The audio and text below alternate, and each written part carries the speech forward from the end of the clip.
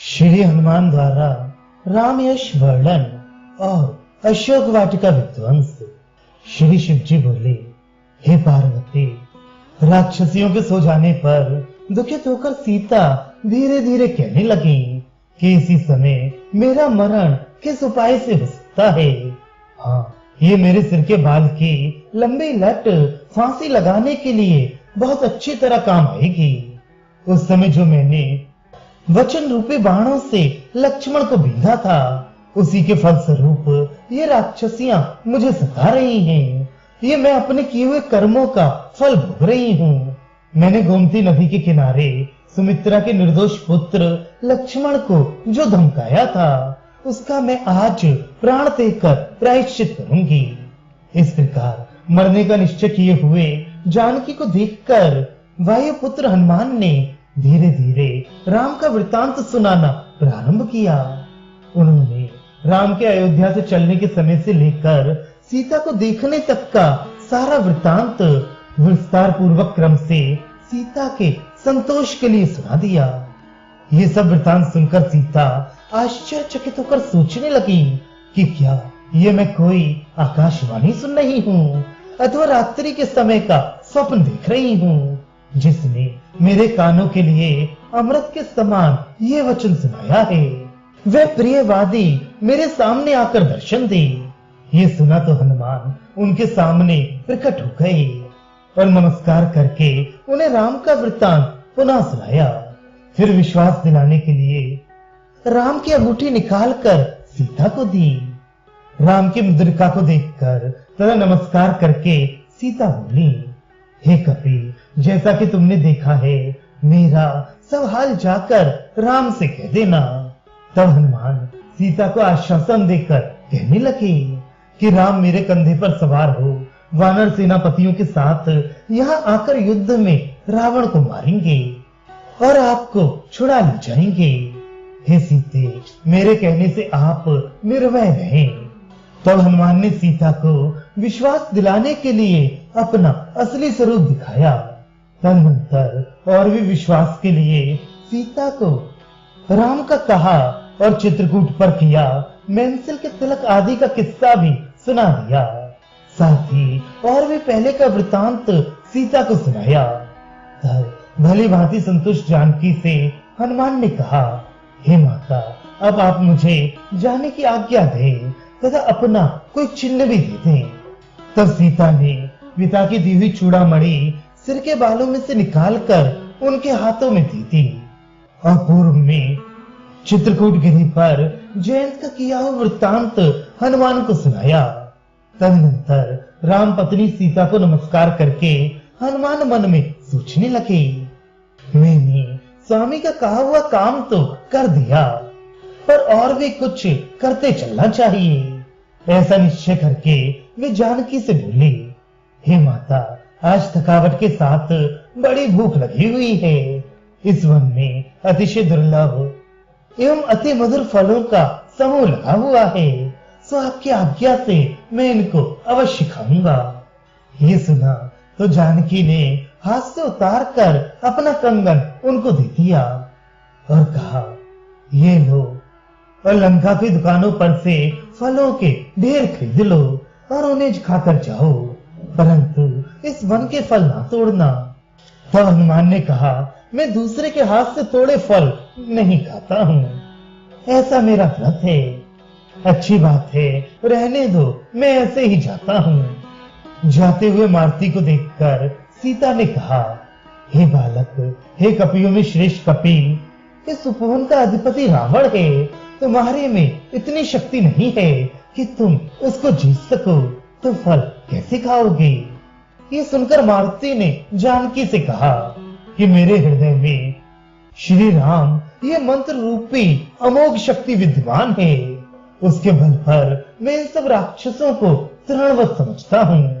तब जानकी ने कहा कि जो फल पृथ्वी पर गिर पड़े हो उनको तुम चुपचाप खा लो, पेड़ पर से मत तोड़ना। बहुत अच्छा कहकर हनुमान ने अपनी पूंछ से बांधकर वृक्षों को हिलाया। वृक्षों के हिलाने से सब फल नीचे गिर पड़े। उन्होंने उन सब सुंदर फलों को क्षण भर में खा लिया फिर हनुमान ने उन वृक्षों को पूंछ से बांध बांध कर गिरा दिया। उनको गिराकर दूसरे वृक्षों के फल खाए, उन्हें भी गिराकर तीसरे वृक्ष के समस्त फल खा लिए। ऐसा करके उन्होंने उस उपवन के सब फलों को खा लिया। ये देखकर वन के रक्षकगण उन्हें पकड़ने दौड़े। हनुमान ने राक्षसों को आते देखकर उन्हें वृक्षों से ही पीटना आरंभ कर दिया। इस प्रकार क्षण भर में उन्होंने सारे अशोक वन को वृक्षों से रहित कर दिया। केवल सीता के आश्रय भूत एक वृक्ष को छोड़कर और सब उपवन को उजाड़ डाला।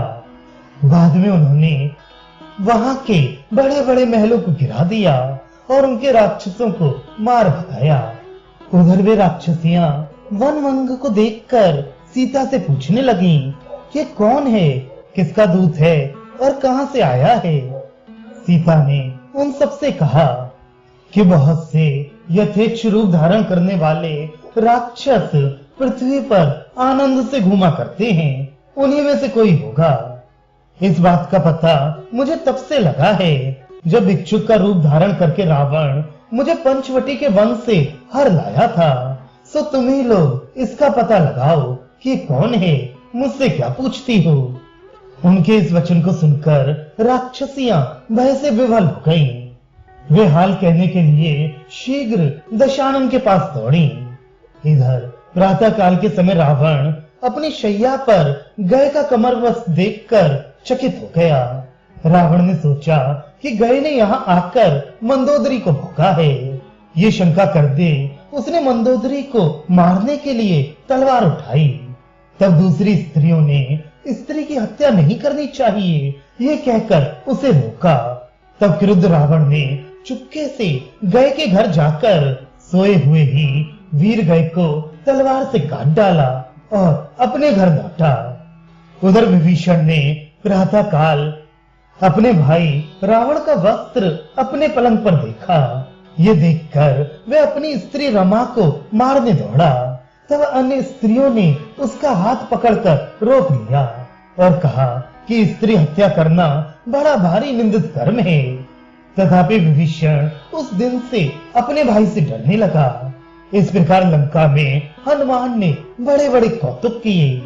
उन राक्षसियों ने भी दौड़ी दौड़ी जाकर सभा में स्थित रावण को घबराहट के कारण टूटे टूटे शब्दों में अशोक वन के विनाश का सब वृतांत सुनाया।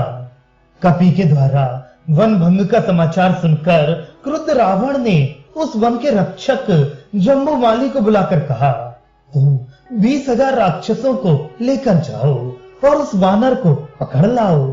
तथा स्तु कहकर वह शीघ्र अशोक वन को गया।